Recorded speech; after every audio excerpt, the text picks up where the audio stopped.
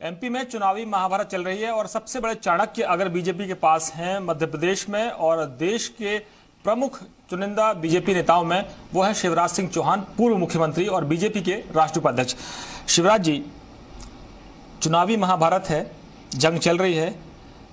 Income tax के दिल्ली के 500 अफसर आते हैं सीआरपीएफ की टीम के साथ और मध्य प्रदेश में कई जगह रेड होती है। मुख्यमंत्री के ओएसडी पर रेड होती है, मुख्यमंत्री के जो निजी सलाहकार हैं उन पर रेड होती है, पहले ओएसडी रहे हैं। कमलनाथ कह रहे हैं कि हार के डर की बौखलाहट है और सारी संस्थाओं की, संवैधानिक संस्थाओं की मर्यादा तार तार कर दी गई। इनकम टैक्स जैसे डिपार्टमेंट्स पुख्ता सूचनाओं के आधार पर काम करते हैं, किसी के कहने पर काम नहीं करते और उसी के आधार पर देश में कई जगह रेड होती है। इसमें आश्चर्य की क्या बात है? इसका राजनीतिक अर्थ क्यों लगाया जाना चाहिए? राजनीति से प्रेरित होने का सवाल ही नहीं है।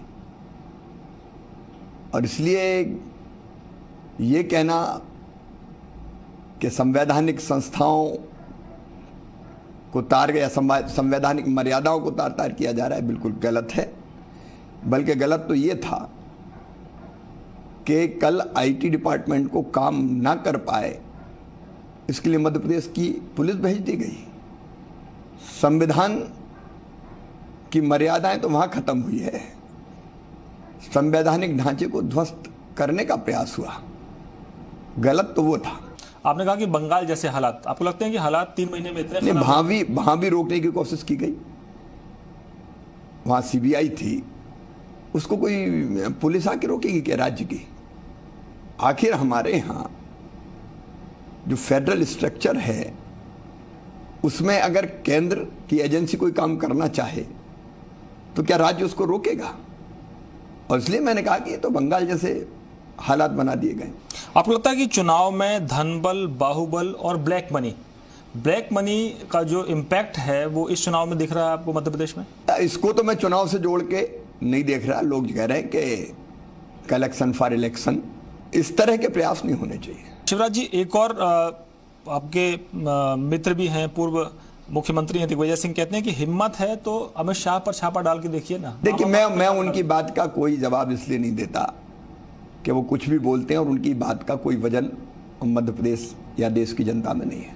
कमलनाथ जो मुख्यमंत्री, उनका दावा है कि मध्य प्रदेश में इस बार विधानसभा के जो नतीजे रहे हैं उससे बेहतर नतीजे आएंगे और हम 29 में से 25 सीटें जीतेंगे।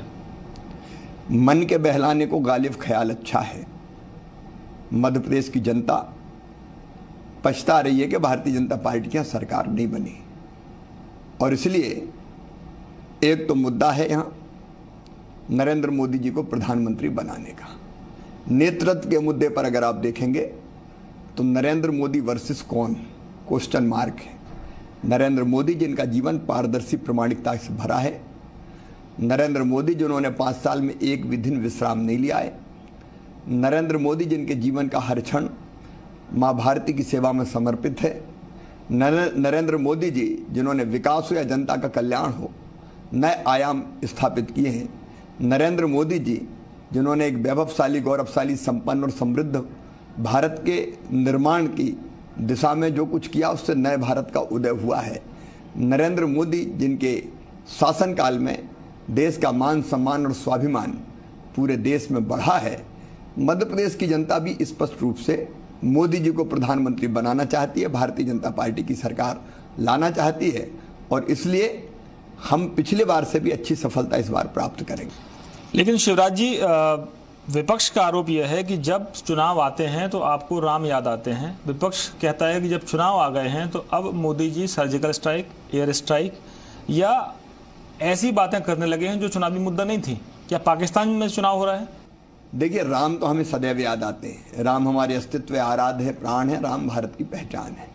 लेकिन राम और हिंदुत्व कांग्रेस को चुनाव के समय याद आता है, इसलिए कभी त्रिपुंड लगाते हैं, कभी रुद्राक्ष की मालाएं धारण करते हैं, कभी कैलाश मानसरोवर जाते हैं। ये जो ढोंग वोट की खातिर करने का काम कांग्रेस करती है, भारतीय जनता पार्टी नहीं।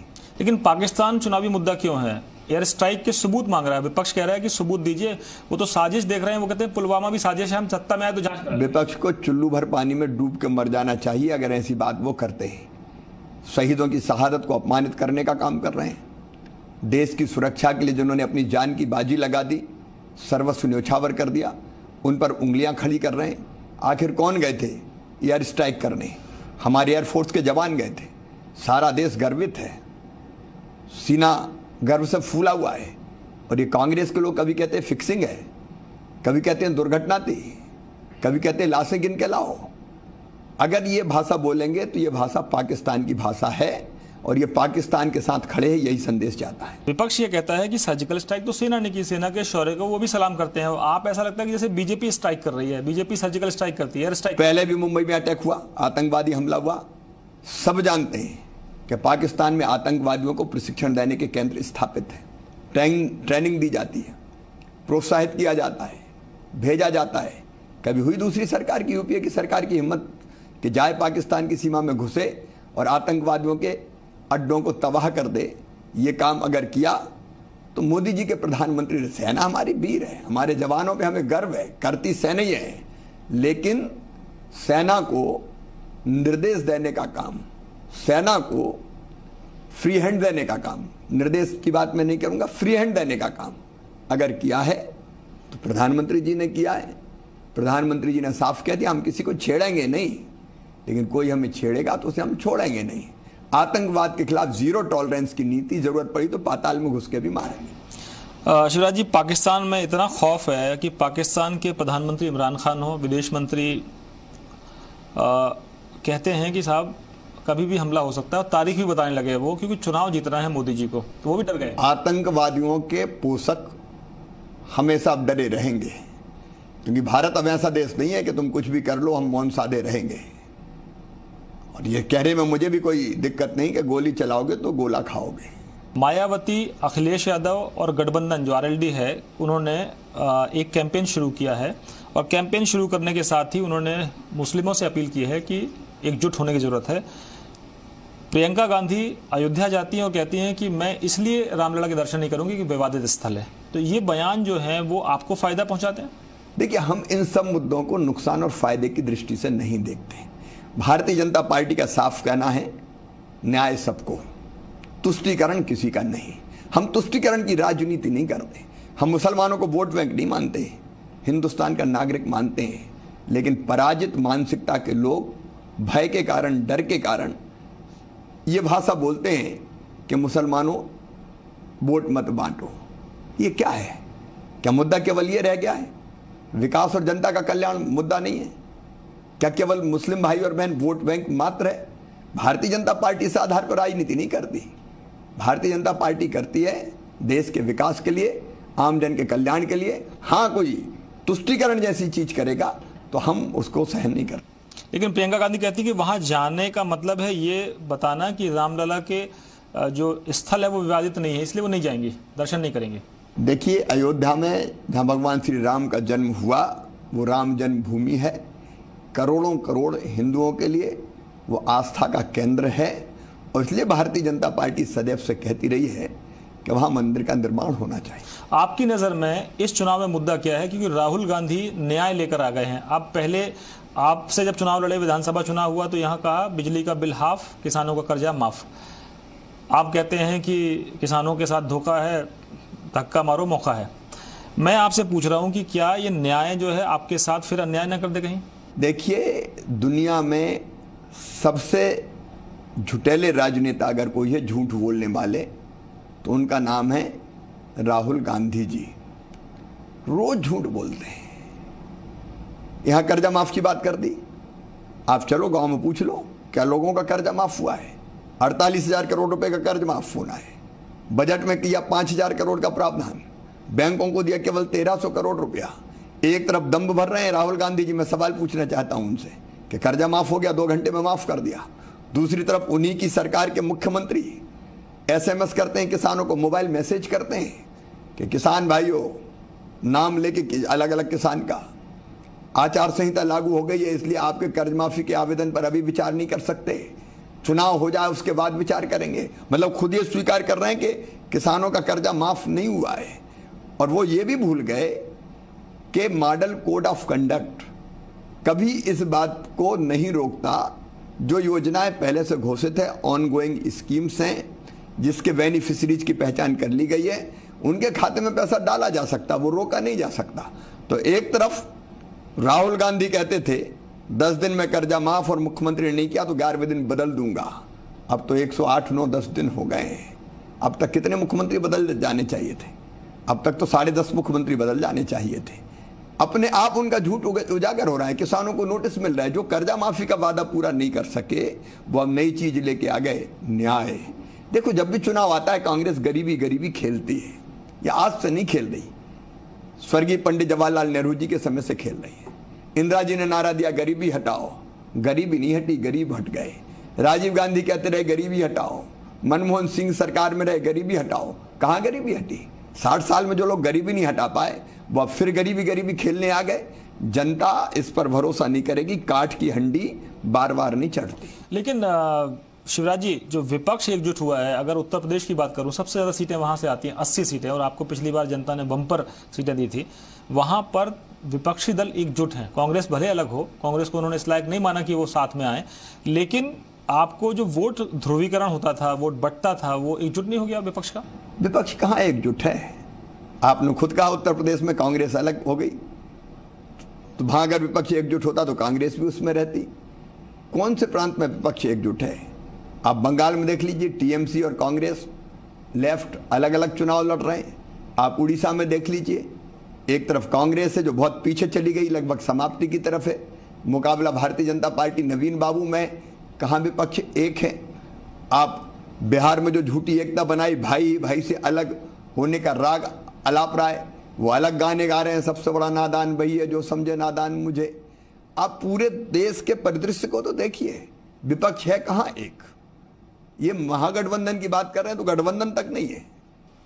आपकी बात 300 पार की बात आपकी पार्टी कर रही है, और 300 पार में जितने भी, मैं प्री पोल सर्वे की नहीं बात करता हूं, जितने भी आपके और अलग अलग रिपोर्ट्स आ रही हैं, ग्राउंड रिपोर्ट जो भी आती हैं, आप भी दौरे कर रहे हैं लगातार। पार्टी ने आपको एक चार्टर और व्यवस्था की है कि शिवराज जी की जरूरत बहुत ज्यादा है और आप योगी जी के साथ, अमित शाह के साथ। भारतीय जनता, देखिए कोई मुकाबला नहीं है, कांग्रेस कहाँ मुकाबले में बता दीजिए, 125 सीट मैक्सिमम जहां भारतीय जनता पार्टी और कांग्रेस का मुकाबला है। बाकी पार्टियां देख लीजिए कि कोई 40 सीट, कहीं 30 सीट, कहीं 20 सीट, कहीं 10 सीट, इस पर सिमटी हुई है। नरेंद्र मोदी जी वर्सेस कौन? कोई पार्टी नहीं है, कोई दल नहीं है। कांग्रेस तो बची नहीं, कहीं कई राज्यों में तो अस्तित्व नहीं है। अब दक्षिण के राज्यों में कर्नाटक छोड़ के कहाँ कांग्रेस है, कोई बता दे। बंगाल में कांग्रेस नहीं है, उड़ीसा में कांग्रेस खत्म हो रही है, बिहार में कांग्रेस नहीं है, उत्तर प्रदेश में कांग्रेस नहीं है। मैं पूरे विश्वास के साथ कह रहा हूं, लेकिन मैं नकारात्मक वोटों के आधार पर नहीं कह रहा। जो सकारात्मक समर्थन है काम के आधार पर, नरेंद्र मोदी जी को बड़े फैसले लिए, काम बड़े किए, और इसलिए एक जुनून है जनता के मन में फिर से इस सरकार को लाने का। और इसलिए भारतीय जनता पार्टी 300 से ज्यादा सीट प्राप्त करेगी और एनडीए के साथ मिलकर हम 400 के आसपास पहुंचेंगे। भारतीय जनता पार्टी अकेली बहुमत प्राप्त करेगी, लेकिन सरकार एनडीए की बनेगी। हम एनडीए के सहयोगी दलों के साथ सरकार चलाएंगे। एक ब्रेक लेते हैं, ब्रेक के बाद शिवराज जी से पूछेंगे कि आप कहते हैं मोदी है तो मुमकिन है, लेकिन विपक्ष कहता है कि मोदी इस बार नामुमकिन है सत्ता में वापस आना। ये कैसी लड़ाई है, ये कैसी महाभारत है, इस पर और सवाल करेंगे शिवराज सिंह चौहान जी से एक ब्रेक के बाद। ब्रेक के बाद आपका एक बार फिर स्वागत है। हमारे साथ हैं मध्य प्रदेश के पूर्व मुख्यमंत्री शिवराज सिंह चौहान और बीजेपी के राष्ट्रीय उपाध्यक्ष भी हैं। शिवराज जी, आपकी पार्टी कहती है मोदी है तो मुमकिन है, ये नारा बन गया है, लेकिन विपक्ष कहता है मोदी जी को इस बार सत्ता में आना मुमकिन नहीं है, नामुमकिन है, क्योंकि हम सब मिलकर उनको किसी भी कीमत पर हटाना चाहते हैं। मोदी है तो मुमकिन है, ये भारतीय जनता पार्टी नहीं कह रही, देश की जनता कह रही है। एक नहीं, कामों की लंबी सूची है। आप इंफ्रास्ट्रक्चर के क्षेत्र में देख लीजिए, मैं लंबी बात नहीं करूंगा। राष्ट्रीय राजमार्गों का जाल बिछ रहा है पूरे देश में, आप कहीं चले जाइए। रेल कनेक्टिविटी, एयर कनेक्टिविटी, सड़कों का जाल, सिंचाई की योजनाएं, बुनियादी ढांचे के लिए जितना काम हुआ है वो अद्भुत और अभूतपूर्व देश बदल रहा है। और जन कल्याणकारी योजनाएं अगर गिनाने लगूंगा तो पूरा 1 घंटा हो जाएगा। प्रधानमंत्री आवास योजना, उज्ज्वला रसोई गैस योजना, प्रधानमंत्री आम आदमी बीमा योजना, प्रधानमंत्री किसान सम्मान निधि, बेटी बचाओ बेटी पढ़ाओ अभियान, stand up Bharat, startup Bharat, स्वच्छ भारत अभियान, मेक इन इंडिया, एक नहीं दर्जनों पेंशन मजदूरों की पेंशन की योजना है। ये काम ही तो है। लेकिन वो जो मोदी जी नामुमकिन है सरकार में आना, वो डरे हुए लोग कह रहे हैं। वो डरे हैं इसलिए कि मोदी जी भ्रष्टाचार बर्दाश्त नहीं कर सकते, काले धन की अर्थव्यवस्था को समाप्त किया है। ऐसे सब भ्रष्टाचारी नेताओं पर भी खतरा मंडरा रहा है। डर ये लग रहा है कि मोदी आ गए तो उनका क्या होगा। तो डरे हुए लोग, गड़बड़ करने वाले लोग, वो ये कहते हैं कि मोदी का आना नामुमकिन है। वो सिद्धांतों के आधार पर नरेंद्र मोदी जी का विरोध नहीं करते, वो केवल अपने डर के कारण मोदी को रोको, मोदी को रोको, ये रट लगाए हुए हैं। और वो खुद भी जानते हैं कि अब वो बहुत पीछे रह गए हैं। और दूसरी बात, मैं एक बात और कहना चाहूँगा कि मध्य प्रदेश में हम सरकार नहीं बना पाए, लेकिन वोट हमने कांग्रेस से ज़्यादा लिए। 17 लोकसभा सीटों पर भाजपा आगे रही है, 12 पे कांग्रेस आगे रही है। टेक्निकल हार है, हमारी विधानसभा में थोड़े से पीछे रह गए, कई बार ऐसा होता है। शिवराज जी, मैं आपसे पार्टी के बारे में पूछूं तो कई जो आपके वरिष्ठ मार्गदर्शक हैं वो उनको टिकट के लिए मना किया गया। कई को कहा गया कि आप खुद कहिए, ऐलान करिए कि आप चुनाव नहीं लड़ेंगे। मुरली मनोहर जोशी जी ने कहा कि संगठन महामंत्री रामलाल जी ने मुझे ये संदेश दिया है। सुमित्रा जी ने जिस तरह से चिट्ठी लिखी, आपको लगता है कि एक मैसेज गया? और आडवाणी जी ने कहा कि हम विरोधियों को देशद्रोही या दुश्मन नहीं मानते। आडवाणी जी हमारे सर्वोच्च नेता हैं, मार्गदर्शक हैं। हम लोग सदैव मार्गदर्शन के लिए उनके पास जाते हैं। प्रधानमंत्री जी भी समय समय पर उनसे मिलते हैं और उनका गाइडेंस, उनका मार्गदर्शन सदैव मिलता है। और वो हमारे लिए आदर और श्रद्धा के केंद्र तो है ही। उनको हम भक्ति भाव से देखते हैं और इसलिए चुनाव लड़ने का इससे कोई संबंध नहीं। लेकिन शिवराज जी, आपने कहा कि राहुल गांधी सबसे ज़्यादा झूठ बोलते हैं। राहुल गांधी ने कहा कि ये ऐसी पार्टी है जिसने अपने मार्गदर्शक को, प्रधानमंत्री जी ने अपने गुरु को स्टेज से जूता उतारकर नीचे उतार दिया। और सुषमा जी ने कहा कि इस तरह की भाषा का इस्तेमाल ना करें राहुल गांधी, लेकिन फिर वो रिपीट कर रहे हैं। घटिया लोग जिनके पास भारतीय संस्कार नहीं है, इस तरह की घटिया बातें करते हैं। अब इस तरह के शब्द का इस्तेमाल करना किसे शोभा देता है? कोई गली चौराहे का कोई नेता कह दे इस तरह के शब्द तो एक बार मान भी लें, लेकिन एक राष्ट्रीय पार्टी का अध्यक्ष का दम्भ रखने वाले और अपने आप को प्रधानमंत्री के रूप में पेश करने वाले, ख्याली पुलाव पकाने वाले नेता अगर इस तरह की बात करें तो उनके संस्कार इससे उजागर होते हैं। हम इस तरह की भाषा की निंदा करते हैं। एक और बयान आया आजम खान का, जिन्होंने कहा कि उत्तर प्रदेश के जो मुख्यमंत्री हैं योगी आदित्यनाथ, वो नीच स्तर की राजनीति करते हैं और वो मुसलमानों के खिलाफ हैं। भारत माता को डायन कहने वाले, उनको तो ये कोसने का भी हक नहीं है। किस मुंह से बात करेंगे वो? हम उनकी बात को वजन नहीं देते। मध्य प्रदेश की बात करूं तो शिवराज जी, भोपाल में जहां हम बैठे हैं वहां पूर्व मुख्यमंत्री दिग्विजय सिंह को उतार दिया गया है।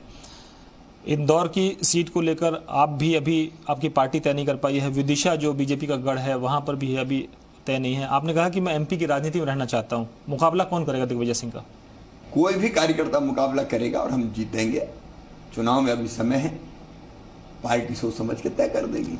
मध्य प्रदेश में अगर मैं बात करूं तो आपको कितना, आपने कहा कि जो विधानसभा के नतीजों की अगर बात करें तो 17-12 की स्थिति रही है।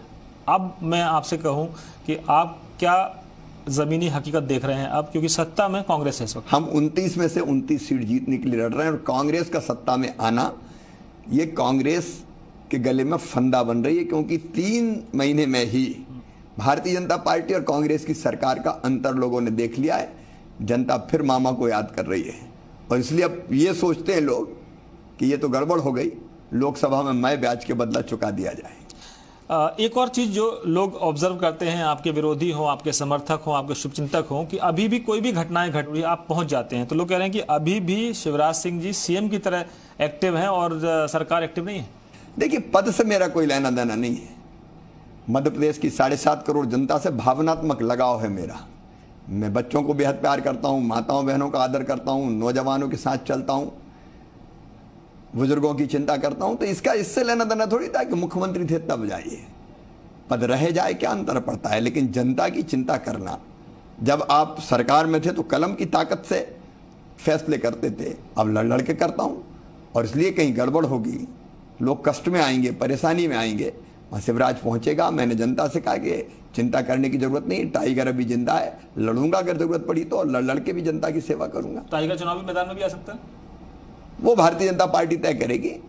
व्यवहारिक रूप से मुझे यह लगता है, स्वाभाविक रूप से, कि अभी 3 महीने पहले मैं विधानसभा का चुनाव लड़ा हूं, अभी क्या जरूरत है लोकसभा का चुनाव लड़ने की।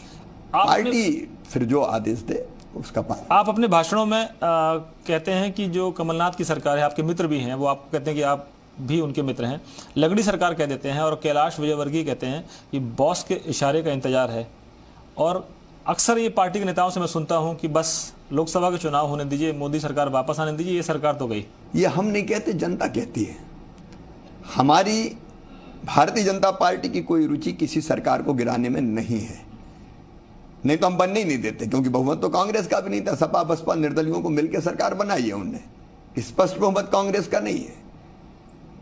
इनको साथ लेने का प्रयास हम भी कर सकते थे। जैसे ही रिजल्ट आए और बीजेपी सीटों के मामले में हम थोड़े से पीछे रह गए, मैंने एक क्षण की देर भी नहीं लगाई, मैं बेचैन हो उठा इस्तीफा देने के लिए। मुझे लगा कि नहीं, अब हमें तुरंत इस्तीफा दे देना चाहिए, और मैं सीधे पहुंचा राज्यपाल जी को, मैंने इस्तीफा सौंप दिया, नहीं तो हम तभी सरकार बनाते, जोड़ तोड़ करते। लेकिन कमलनाथ जी तो कह रहे हैं कि अभी भी आपकी पार्टी के कुछ नेता लगातार इस खेल में लगे हैं कि कैसे सरकार को गिराए। भारतीय जनता पार्टी की कोई रुचि नहीं। अब उनमें अंतर विरोध इतना है कांग्रेस में कि वो अपने विरोध से, अंतर विरोध से कोई गड़बड़ हो जाए तो उसमें हम क्या कर सकते हैं, लेकिन हमारी कोई रुचि नहीं। कमलनाथ सरकार के 100 दिन से ज्यादा का कार्यकाल हो गया है, बीच में आचार संहिता भी लग गई है। वो कहते हैं कि हमने वचन निभाए हैं, हमने घोषणाएं नहीं की झूठी। सबसे बड़ा वचन था कर्ज माफी का, मैंने बताया वो नहीं हुआ। दूसरा वचन था 4000 रुपया बेरोजगारी भत्ता देंगे, वो नहीं हुआ। तीसरा वचन उनका था ये गौशालाएं खोल देंगे सब जगह, वो पूरा नहीं हुआ। रोजगार के नाम पर ढोल चराओ, बैंड बजाओ, कल कहेंगे बिच्छू पकड़वाओ, बंदर नचाओ, इस तरह के काम दे रहे हैं। जनता देख रही है कौन से वचन पूरे हुए हैं। जो किसान आपके साथ थे, आपके दिलों में बसते थे, वो एक कर्जा माफ में उनके साथ चले गए, और यही हाल उन्होंने छत्तीसगढ़ में कर दिया। तो अब वो ठगे से महसूस कर रहे हैं। देखिए 500 रुपया कुंटल सोयाबीन पे मुझे देना था, वो नहीं मिल रहा। धान पे बोनस देना था, वो नहीं मिल रहा। 500 रुपया कुंटल मक्के के नहीं मिल रहा। मैं था तो प्याज के लो, लहसुन के लो, गेहूं 21 रुपया कुंटल खरीदने का मैंने फैसला किया था। एक साल में 32,701 करोड़ रुपए की राशि अलग अलग योजनाओं के अंतर्गत किसान के खाते में डालने का काम हमने किया था। अब किसान देख रहा है कि यहाँ केवल वादे ही वादे हैं। मैं उनके खाते में अलग अलग योजनाओं के पैसे डाल के किसान की खेती फायदे का धंधा बने, ये प्रयास करता था। ये सरकार तो धान भी ढंग से नहीं खरीद पाई, गेहूं की खरीदी में दिक्कत आ रही। कई योजनाएं हैं जो आपकी सरकार ने शुरू की थी, कांग्रेस सरकार ने बंद कर दी है, और कहा कि ये बेकार की योजनाएं हैं जो केवल जनता को लुभाने के लिए, उसका काम का कुछ नहीं। अब संबल जैसी योजना बेकार की योजना थी। हमने तय किया था गरीब के बच्चों को शिक्षा देंगे, फीस भरवाएंगे। हमने तय किया था गरीब बहन बेटा बेटी को जन्म देगी तो जन्म देने के पहले 4000, जन्म देने के बाद 12000 रुपया उनके खाते में डालते थे। हमने तय किया था गरीब का बिजली का बिल केवल 200 रुपया महीना आएगा, अब 6-8 हजार रुपया महीना आ रहा है। हमने तय किया था कि एक्सीडेंट में अगर मृत्यु हो जाए तो 4 लाख देंगे, सामान्य मृत्यु गरीब की हो जाए 2 लाख देंगे, अंतिम संस्कार के लिए 5000 देंगे। कितनी चीजें थी, गरीबों की जिंदगी बदलने का काम भारतीय जनता पार्टी की सरकार ने किया था। वो सारी योजनाएं बंद कर दी गई है, ठप्प पड़ी हुई है, और जनता परेशान है। लेकिन कहते हैं कि आपकी मित्रता बहुत अच्छी है, कमलनाथ आपको दोस्त मानते हैं, आप भी उनको दोस्त मानते हैं? मैं दुश्मन किसी को नहीं मानता। हम मनुष्य हैं, सामान्य शिष्टाचार सबके मन में रहना चाहिए। मैंने पहले दिन कहा था प्रदेश का विकास करोगे, जन कल्याण करोगे तो सकारात्मक सहयोग, लेकिन गड़बड़ की तो सड़कों पर प्रचंड विरोध करेंगे, सरकार ठप्प कर देंगे, सरकार नहीं चल पाए। कानून व्यवस्था को लेकर आप लोगों ने सवाल उठाए हैं, और जब संघ कार्यालय संविधा की सुरक्षा हटाई गई तब भी आपने उसका विरोध किया था, हालांकि उन्होंने बहाल कर दी। इस पर क्या कहेंगे? अब ये अजीब यू टर्न लेने वाली सरकार है। पहले वंदे मातरम बंद करती है, फिर वंदे मातरम चालू करती है। अलग अलग फैसले इनके देखें तो सीरीज है। अब क्यों संघ के कार्यालय की सुरक्षा हटाई? क्या दिग्विजय सिंह ने हटवाई और हटवाने के बाद फिर बहाल करके श्रेय लेने की कोशिश की? देखिए अजीब है कांग्रेस, हम अलगाववादी आतंकवादियों की सुरक्षा हटाते हैं, अलगाववादियों की, और ये संघ कार्यालय की जो देशभक्तों का संगठन है उसकी सुरक्षा हटाने का काम करते हैं। ऐसी सरकार मैंने कभी देखी नहीं। पूरे प्रदेश का सत्यानाश हो रहा है सचमुच में। तबादला उद्योग बन गया, स्थानांतरण उद्योग, हजारों तबादले कर डाले, सबके सब बदल डालेंगे, किसी को नहीं छोड़ेंगे। दलाल सक्रिय हो गए, पैसे लाओ ऑर्डर ले जाओ, ये खेल शुरू हो गया। कानून और व्यवस्था पूरी तरह से चौपट और ध्वस्त हो गई। नरेंद्र सिंह तोमर जो पिछले चुनाव में विधानसभा के जो चुनाव के प्रभारी थे, इंचार्ज थे कैंपेन के, वो सीट बदलकर ग्वालियर की जगह मुरैना चले गए। क्या लगता नहीं कि इतने बड़े बड़े कद्दावर नेता अपनी सीटें छोड़ रहे हैं? पार्टी ने तय किया कि ग्वालियर की बजाय इस बार मुरैना लड़े, इसमें कोई अन्यथा बात नहीं है। और बीजेपी पहले की तरह मजबूत है? आपको लगता है कि इधर भी बहुत चुनाव में हार के बाद बीजेपी, मैं फिर कह रहा हूं कि 2014 से बड़ी सफलता हासिल करने जा रही है। शिवराज जी बहुत बहुत धन्यवाद। जिस तरह से आपने सुना शिवराज सिंह चौहान को कि वो कह रहे हैं कि सरकार अपने वादों पर, अपने वचन पर खरी नहीं उतरी है और जनता ठगा महसूस कर रही है, खासतौर पर किसान।